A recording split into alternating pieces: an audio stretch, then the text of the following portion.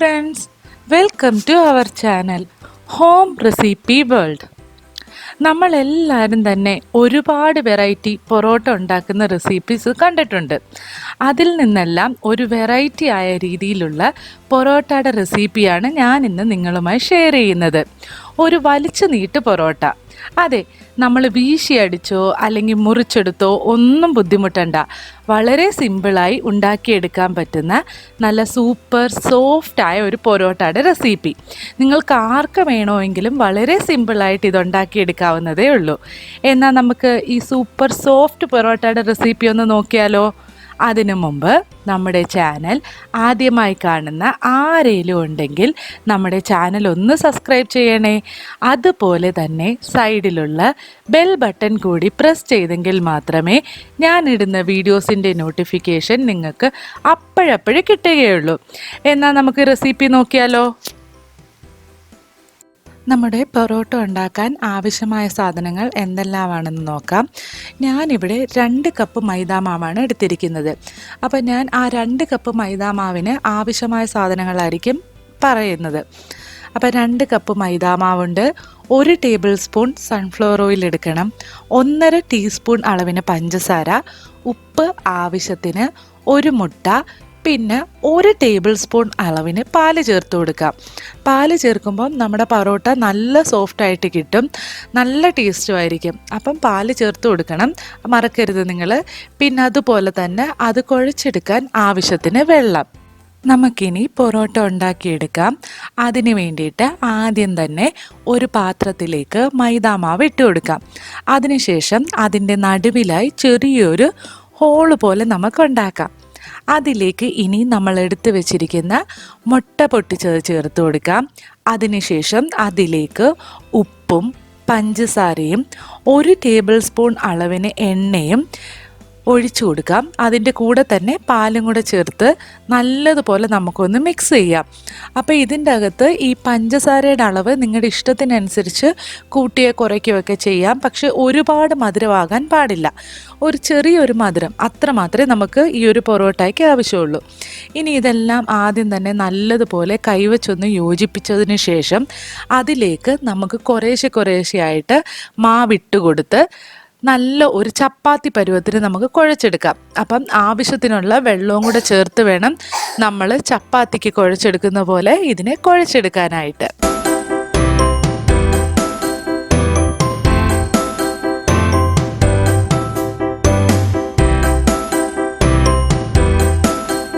മാവെല്ലാം ഇതേപോലെ ഞാൻ നല്ലതുപോലെ കുഴച്ചെടുത്തിട്ടുണ്ട്. ഒരുപാട് ഹാർഡുമല്ല, എന്നാൽ ഒത്തിരി സോഫ്റ്റുമായിട്ടല്ല. നമ്മുടെ ചപ്പാത്തിക്ക് കുഴച്ചെടുക്കുന്ന അതേ ഒരു മാവ് പോലെ തന്നെയാണ് ഞാനിവിടെ കുഴച്ചെടുത്തിരിക്കുന്നത്.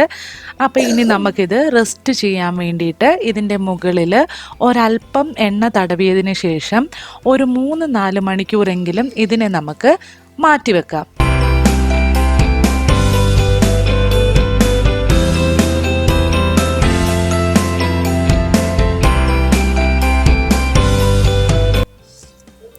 നാല് മണിക്കൂർ കഴിഞ്ഞിട്ടുണ്ട്.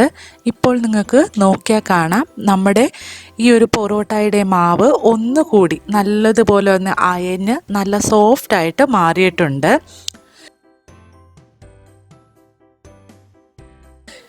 ഇനി ഇതിൽ നിന്ന് നമുക്ക് ഓരോരോ ചെറിയ ഒരു നാരങ്ങ വലിപ്പത്തിനുള്ള ബോൾസായിട്ട് നമുക്കിതിൻ്റെ അകത്തുനിന്ന് ഓരോന്നിനെ നമുക്ക് എടുക്കാം. അപ്പം നിങ്ങൾ ബോൾസായിട്ട് എടുക്കുമ്പോൾ ഞാൻ ഈ എടുക്കുന്ന അതേ രീതിയിൽ തന്നെ വേണം നിങ്ങളിതിൽ നിന്ന് ഓരോ ബോൾസായിട്ട് എടുക്കാനായിട്ട്. നല്ല കറക്റ്റ് റൗണ്ടിനുള്ള ബോൾസായിട്ടായിരിക്കണം നമ്മളിതിനെ എടുക്കാനായിട്ട്. അങ്ങനെ നമുക്ക് ഇതിൽ നിന്ന് എല്ലാ ബോൾസും ഇതുപോലെ തന്നെ നമുക്ക് റെഡിയാക്കി എടുക്കാം. ഇനി നമുക്ക് ഈ ബോൾസ് എല്ലാം ഒരു പാത്രത്തിലേക്ക് നമുക്ക് നിരത്തി വെക്കാം.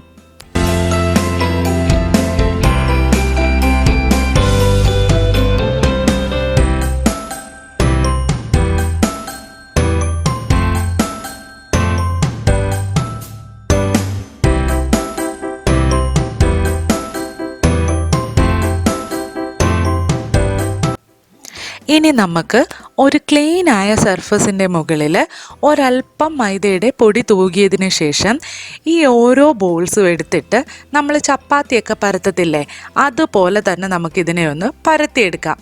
അപ്പം നമുക്ക് ഇതിനകത്ത് കറക്റ്റ് റൗണ്ടായിട്ടുള്ള ഷേപ്പിലൊന്നും കിട്ടണമെന്നില്ല. ഏകദേശം ഒരു റൗണ്ട് ഷേപ്പ് കിട്ടിയാലും മതി. ഒരുപാടങ്ങ് കട്ടി ഉരയ്ക്കുകയും വേണ്ട. അപ്പോൾ ഇതുപോലെ നമുക്ക് ചപ്പാത്തിക്ക് പരത്തിയെടുക്കുന്ന പോലെ നമുക്ക് പരത്തിയെടുക്കാം.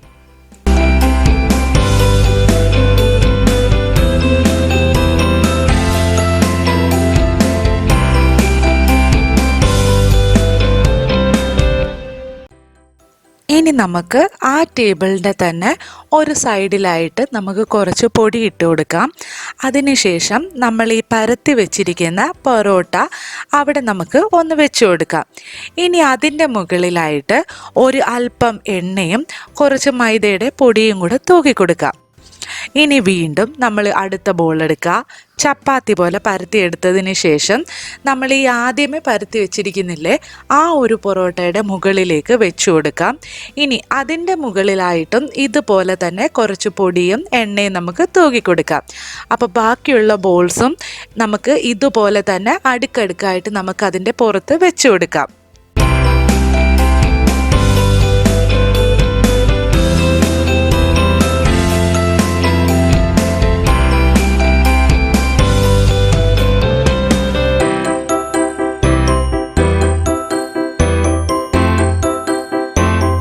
നമ്മളിപ്പം ആ ബോൾസ് എല്ലാം ഇതുപോലെ പരത്തി ഒന്നിൻ്റെ പുറത്ത് ഒന്നായിട്ട് വെച്ച് അല്പം എണ്ണയും പൊടിയും കൂടെ തൂകി ഇതേപോലെ വെച്ചിട്ടുണ്ട്.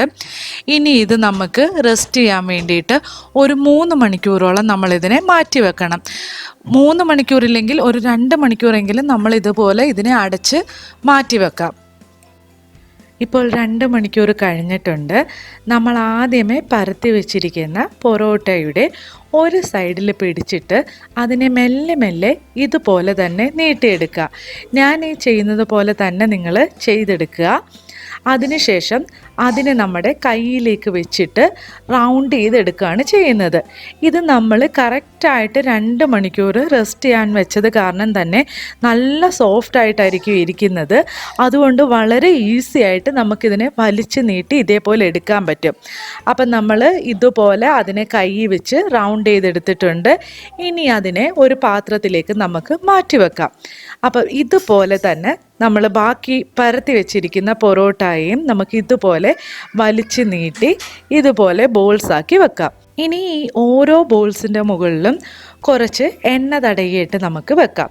അങ്ങനെ ബാക്കിയിരിക്കുന്ന എല്ലാം നമുക്ക് ഇതുപോലെ തന്നെ ഈ സെയിം പ്രോസസ്സിൽ നമുക്ക് ചെയ്തെടുക്കാം.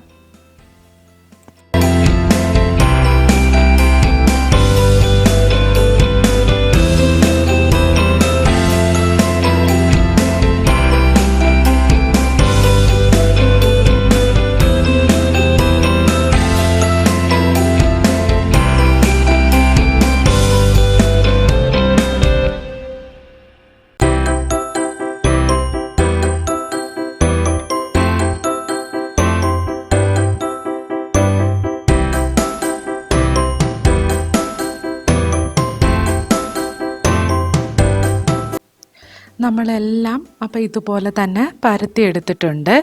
ഇനി നമ്മൾ ആദ്യം റൗണ്ട് ചെയ്ത് വെച്ചിരിക്കുന്ന പൊറോട്ടയുടെ മാവ് തന്നെ നമ്മൾ എടുക്കണം. അങ്ങനെ ആ ഒരു ഓർഡറിൽ തന്നെ വേണം നമ്മൾ പരത്തിയെടുത്ത് പോകാനായിട്ട്. അപ്പോൾ നമ്മൾ ആദ്യമേ എടുത്ത് വെച്ചിരിക്കുന്നത് എടുക്കാം. ഇനി ഇത് നമുക്ക് കൈ കൊണ്ട് തന്നെ പരത്തിയെടുക്കാം. ഇത് അത്ര സോഫ്റ്റായിട്ടിരിക്കുന്ന കാരണം നമുക്ക് വേറെ ഒന്നിൻ്റെ ആവശ്യം വരത്തില്ല. അതുകൊണ്ട് കൈ കൊണ്ട് തന്നെ നമുക്കിതിനെ നല്ലതുപോലെ ഒന്ന് പരത്തിയെടുക്കാം.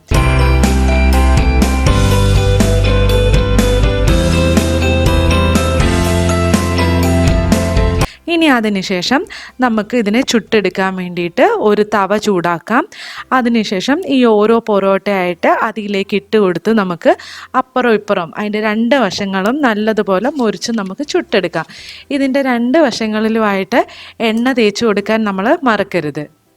അപ്പോൾ ബാക്കിയുള്ള ഇതെല്ലാം നമുക്ക് ഇതുപോലെ തന്നെ ചുട്ടെടുക്കാം.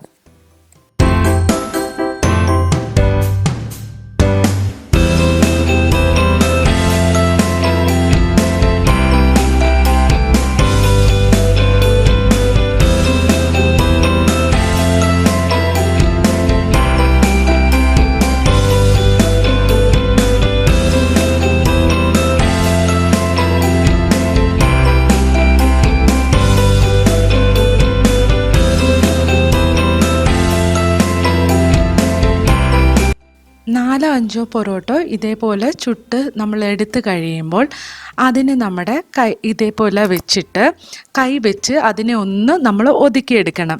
അപ്പം നമ്മുടെ പൊറോട്ട ഇവിടെ റെഡി ആയിട്ടുണ്ട്. നല്ല ലെയറോട് കൂടി തന്നെയുള്ള സൂപ്പറായിട്ടുള്ള സോഫ്റ്റായ പൊറോട്ടയാണിത്. അപ്പോൾ നിങ്ങളെല്ലാവരും തീർച്ചയായിട്ടും ഇതൊന്ന് ട്രൈ ചെയ്ത് നോക്കണം. അപ്പോൾ നിങ്ങളുടെ അഭിപ്രായങ്ങളെല്ലാം കമൻസ് വഴി അപ്പോൾ പറയുകയും വേണം.